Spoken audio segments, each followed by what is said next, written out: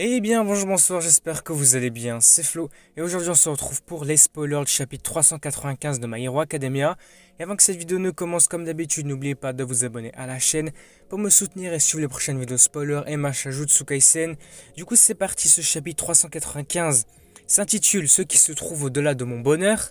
Alors le chapitre il va commencer par la disparition de tous les clones donc de Toga, des clones de Twice qu'utilisait Toga. Nous voyons qu'il se dirige vers la famille Todoroki, Ida et même Hawks. L'un des clones va pointer son couteau sur Hawks, mais il va disparaître à cet instant-là. Et Hawks il va dire Bubai Gawara était un gars très gentil, n'est-ce pas, Himiko Toga. On voit qu'il avait bien compris que c'était Toga qui utilisait l'alter de clonage de Twice. Donc c'est vrai que là, pour le coup, si Toga n'avait pas été chamboulé, on va dire, par Ochako, ces clones auraient continué d'être présents. Et finalement, est-ce qu'on aurait eu un Twice qui viendrait tuer Hawks? Ça aurait été incroyable en vrai. Par la suite, une narration de Toga va alors commencer, disant que son couteau est quelque chose qui lui permet de devenir ce qu'elle aime, et qu'elle n'aurait donc pas dû le tenir avec de la haine dans son cœur. Nous voyons Toga qui est à côté d'Ochako, toutes deux allongées sur le sol. Ensuite, Toga halète et commence à ressentir beaucoup de douleur. C'est une conséquence de l'utilisation de son alter. Ok, donc là on apprend quand même quelque chose d'assez intéressant. L'éveil de l'alter de Toga aurait des effets secondaires, des mauvais effets tout simplement. Donc elle subit une grosse douleur, une forte douleur suite à cette utilisation-là. Toga se rend compte ensuite qu'Ochako est si épuisée parce qu'elle n'a pas relâché son alter éveillé avant que tous les héros soient de retour au sol. Elle ne voulait vraiment blesser personne. On voit bien que Ochako a quand même galéré à maintenir son alter éveillé. On voit que c'est très puissant.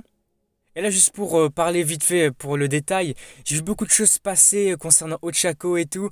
Vous avez sans doute vu ça sur Twitter ou je ne sais où. Beaucoup de personnes disaient Ah, Ochako, elle utilise son extension du territoire et tout. Bon, c'était quelque chose d'assez drôle parce que c'est vrai que la terre d'Ochako, c'est une zone qu'elle va répandre où sa gravité zéro va être active. C'est vrai que ça pourrait s'apparenter à une extension de territoire. Bon, c'est assez marrant.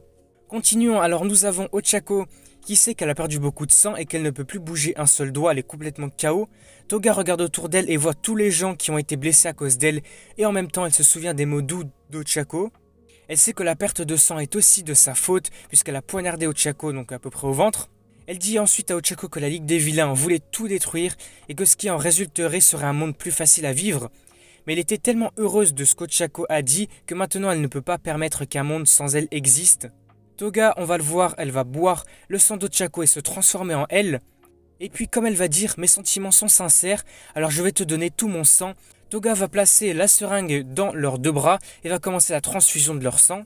Ochako sent que son corps s'échauffe, tout simplement revient à une température normale, mais elle sait ce qui va se passer si les choses continuent ainsi. Toga va ensuite dire que Jin, donc Twice, a fait la même chose dans l'arc My Villain Academia, en utilisant un clone d'elle-même pour effectuer une transfusion sanguine. On apprend également que Toga n'a plus du tout de sang de Twice pour fabriquer de nouveaux clones, c'est pourquoi elle s'est transformée en Ochako. Uraraka lui demande ensuite d'arrêter, mais Toga commence à recoudre la blessure sur l'estomac d'Ochako qu'elle lui a causée. Toga va dire qu'Ochako semble vouloir continuer à prendre son sang pour qu'elle le boive. Elle aurait très bien pu se contenter d'agir en héroïne et de tuer le méchant fou, mais elle a décidé d'apporter une aide qu'elle n'avait pas demandée et à sauver celui qui avait blessé ses amis. Toga dit qu'Ochako est vraiment bizarre, ce que Ochako va répondre c'est elle justement qui est bizarre en faisant cette transfusion, mais Toga va dire qu'elle vivra toujours comme elle l'entend, c'est pourquoi elle ne se laissera pas arrêter, même si c'est selon les conditions d'Ochako. Toga va ensuite s'excuser de l'avoir poignardé et de lui avoir crié dessus au chapitre précédent. Elle dit que Toya a brûlé la maison qui l'obligeait à être normale et que cela l'a rendue heureuse, mais même si la maison a disparu, les blessures dans son cœur n'ont pas disparu pour autant, elles étaient toujours présentes. Ochako va reconnaître que la douleur de Toga est bien réelle. Même si ce n'était pas la façon la plus facile, Ochako a réussi à toucher le cœur de Toga et cela l'a fait se sentir plus légère à l'intérieur. Et puis Toga va dire à Ochako merci beaucoup Ochako, j'étais si heureuse. Nous voyons ensuite la transmission de sang qui se poursuit. Ochako se met à pleurer en criant Himiko Toga et Toga va alors sourire. Par la suite nous avons une narration à propos de Toga qui va continuer. Elle dit qu'elle a bu le sang des gens avec un mélange d'amour et d'envie. Mais si elle avait été aimée beaucoup plus tôt, elle aurait pu donner son sang à de nombreuses personnes, et si c'était le cas, le monde serait un peu plus facile à vivre. Nous voyons par la suite une dernière page de Toga laissant voler un petit oiseau en regardant le ciel en souriant. Donc là je trouve que c'est assez sympa, ça fait un parallèle avec son enfance, donc cette scène où elle buvait le sang d'un oiseau, là justement elle laisse vivre l'oiseau tout simplement.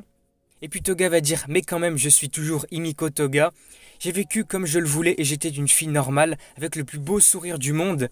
Nous voyons ensuite les deux personnages, donc Toga et Ochako, qui sont allongés sur le sol et c'est ainsi que le chapitre se termine. Et nous apprenons qu'il y a une pause la semaine prochaine. Donc voilà, le chapitre se termine ainsi, les spoilers s'arrêtent là. J'espère que cette vidéo et ce chapitre, ces spoilers vous auront plu. En tout cas, moi j'ai trouvé ce chapitre vraiment très intéressant, toujours dans cette continuité des chapitres précédents. Là je pense que c'est bon, c'est terminé. Le combat, la scène on va dire Ochako, Toga est vraiment terminée je pense.